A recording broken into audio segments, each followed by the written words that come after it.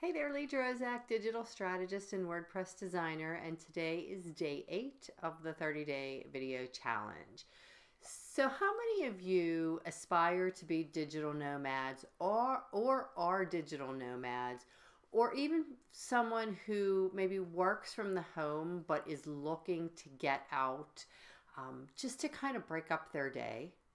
So I've got you covered today. I'm going to give you some of the tips that I find work for me when I'm on the road and I'm traveling, especially when I go to some rural areas where the internet is really spotty and even cell phones are a little unreliable.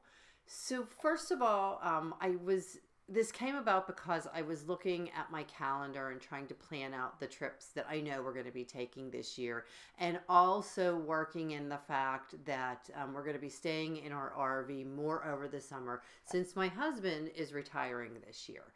And that got me to thinking the internet in one of the areas that we are always at is really, really poor.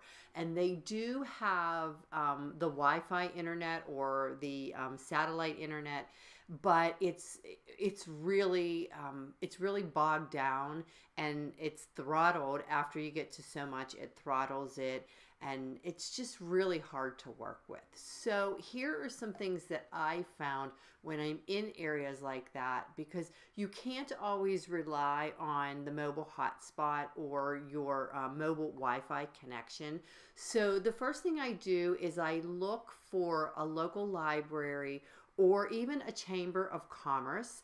So the local libraries usually have a room or an area, a quiet area that you can work in, and most times they have pretty stable internet access. Now, for some libraries, you might have to pay them a small fee, but for me, it's well worth it to get uninterrupted, pretty quick internet so that I can work, I can get done, I can get in and get out. The other one is the Chamber of Commerce, because if they don't have an area where you can work or a small office that you might be able to take advantage of, they usually know of co-working spaces or spaces that you can maybe share. It might be a small business, and maybe it's an accountant or a lawyer or someone who might not be in their office for a little while, that would be more than happy to help out a fellow small business or entrepreneur. The other thing is, usually if I'm going to be in areas where I know that I'm going to be there for several days, and not so much that the internet isn't kind of up to par, but sometimes it's just to build relationships and make connections. I'll just reach out on social media and say, hey, I'm going to be in this area. Does anybody know a good place where I can go and work? Or do you want to meet for lunch? Or just kind of do the connection that way. And then I also found that I have a bank of colleagues who are in different areas, and I know if I'm going to be there, I'll be like, hey, I'm going to be in the area. Do you mind if I come over and work with you for a few hours? So I know that if I'm in my home, I'm by myself all day. Well, for now, until my husband retires. But usually if somebody would say, hey, I'm going to be in your area, I'd like to do a couple hours of work. Do you mind if I stop over? I have a kitchen table. I have a kitchen countertop. I even have my office. I would, be more than happy to work somewhere else and let them work in my office.